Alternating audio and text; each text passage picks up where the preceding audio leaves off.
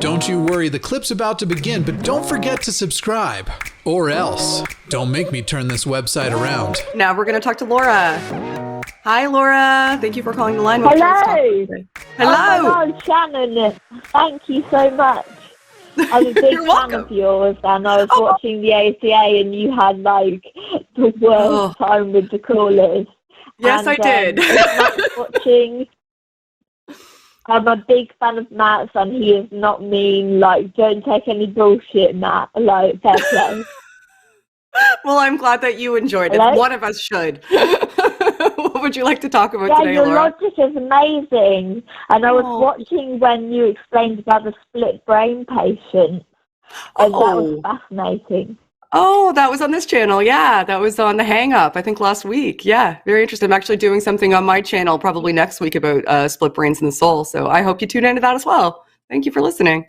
Appreciate it. Thank you. You know, I love talking about brains. Having a bit of a yeah, I know you could go on for ages. I could. Hello? Go ahead. Yeah, no, go ahead, Laura. Go ahead, ask your question. Sorry to interrupt.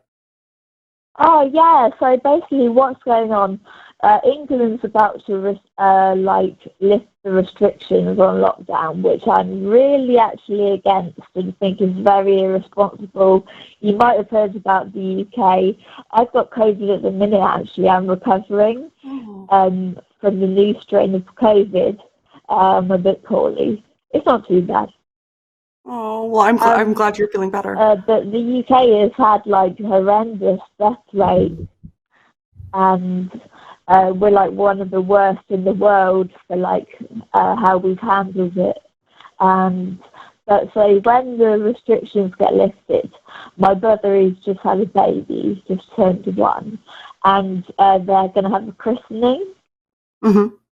Now, since I'm such a hardcore atheist, I have been an atheist since I was 5 years old. I was always very skeptical, and I've been outspoken about it, and it's totally against my morals, and I would consider it child abuse. And I actually posted on Facebook about it being like child abuse, and then my family blocked me on Facebook. And they said if I don't go to the christening, then I'm going to stop being invited to family gatherings, and that I should just suck it up and put up with it and do it for the family. But, like, I would be totally freaked out in the church. Like, they give me the creeps, and I'm sure I'd give off really bad vibes. So I've kind of got, like, 3 options, whether to be outspoken and, like, make my stance, which I want to say, about how it's wrong and try to stop it and say I'm against it. And then I've got the go along, play along, be nice. And then the third option, which is probably all I should go for, is I'm pretty sure I'm probably just going to have to, well, I know I'm going to be poorly on the day and make up like a really good excuse why I can't go, and I'd like your advice. Okay. Go ahead, Owen. I see you. I was going to ask, I think I may be on the same page with you about it being child abuse, but I want to feel out your position on that a little bit more. What is it exactly that you feel is like child abuse, basically, about it? Well, if you've ever heard Richard Dawkins talk, he gives the statement about how, you know, we shouldn't ever say there's a such thing as a Catholic child or a Protestant child. Like, children are children. You can't label a child with a religion because they don't have the capacity to understand, like, what it is. So we shouldn't be forcing a religion onto a child before it even knows. And I can agree with you on that one. Like, we definitely should not be doing that. About the christening, though, specifically, I'm just very, like, against having a 1-year-old baby already being told that it has to be christened, and the christening, it basically symbolises saying, oh, this child is born in sin, we have to do this ceremony because it's already sinful and it needs to go to heaven if it doesn't have a christening, and it's just so fucked up. Yeah, I can definitely agree with you on that. It is pretty fucked up. I wish we lived in a society that didn't view it like that. What do you think about it, Shannon? Do you have a take? I have a take on it. I think that the christening is going to happen regardless from the sounds of it. So do you feel as though you being there is somehow an endorsement of it and you don't want to be perceived as endorsing it? And that's why you're hesitant to go? Okay. So if that's like I feel like morally, like I should make a stand, and like if you go along with things, you're saying that it's okay, and I'm not okay with saying it's okay. I feel very strongly against it. Okay.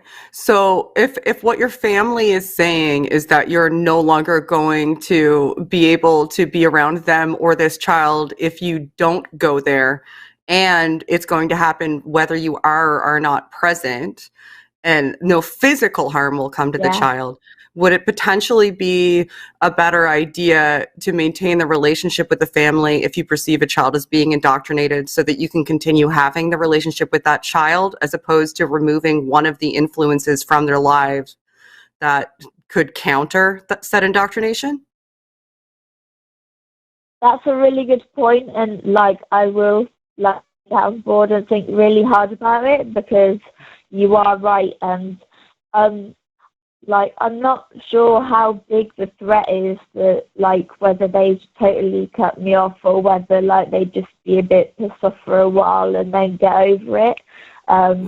So I don't know like whether I'd be blocked from the child forever, but I know like I'd be looked down on, and so maybe I should go. I see your point, but yeah, it all depends really on awkward.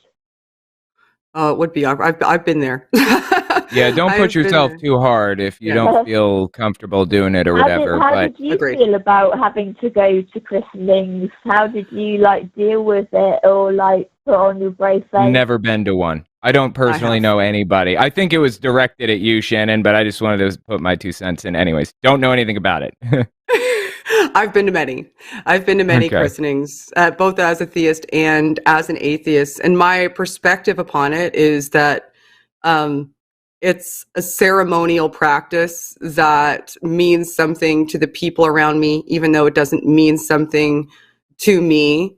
And they know what my positions are. The choice is not mine because it is not my child, and there's no physical harm coming to the child.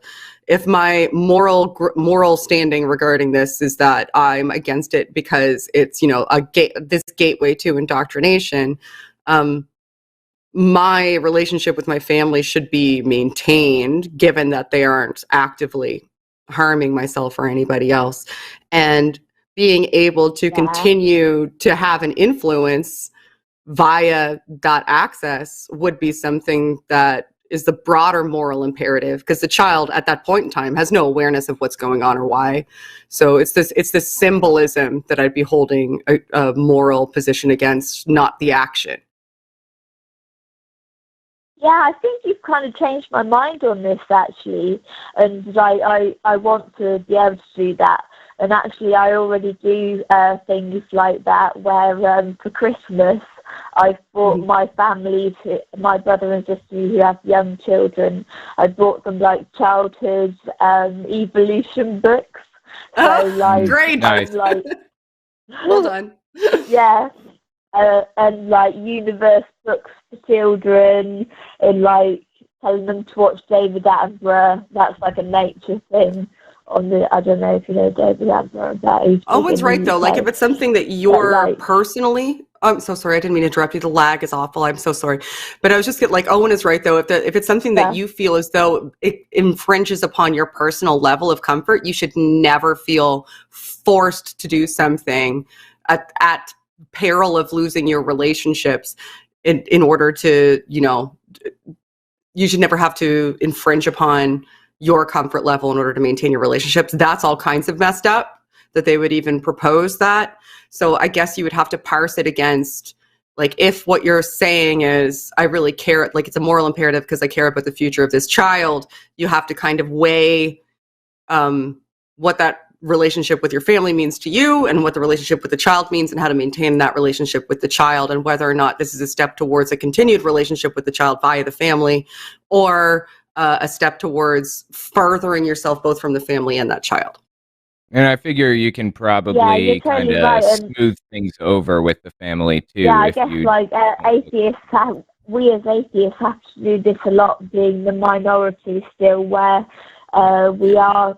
I'm sure lots of atheists are in the position where we go along with things we're against to be part of the family, and it's just something we have to suck up and go along with. And like you say, you've got to weigh the balance of the negative effects. So thank you so much for your time. And like I actually think I'm gonna go. I'm gonna feel really awkward.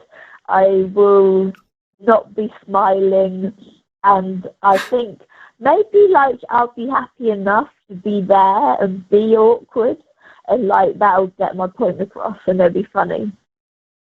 Maybe. Well, good luck. I hope things work out for you. Yeah, good luck with everything. Thank you so much for your time. Love you guys both. You're amazing. Thank you. Thank you. Feel better as well. Thank you. Yeah, that's such a hard one. It's always so hard to traverse that because like you do have to weigh so many pros and cons that other people don't have to consider when you're an atheist. Yeah, for the most part, family. Generally for me, I'm willing to basically say whatever it takes to just stay in people's good graces in that type of situation. You know, if they want to hear that, I'll just say it real calmly, like a street epistemology kind of approach, you know, non-confrontationally.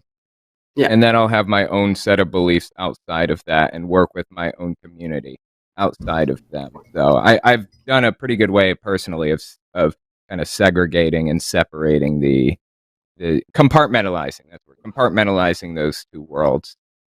Yeah, that's not always the easiest thing for people too, though, because it all depends on what your pre-existing relationships are like and how much they use beliefs to coerce you, maybe, and what that feels like for you and what your personal boundaries are. So that's why it's so case by case, I think, to my mind.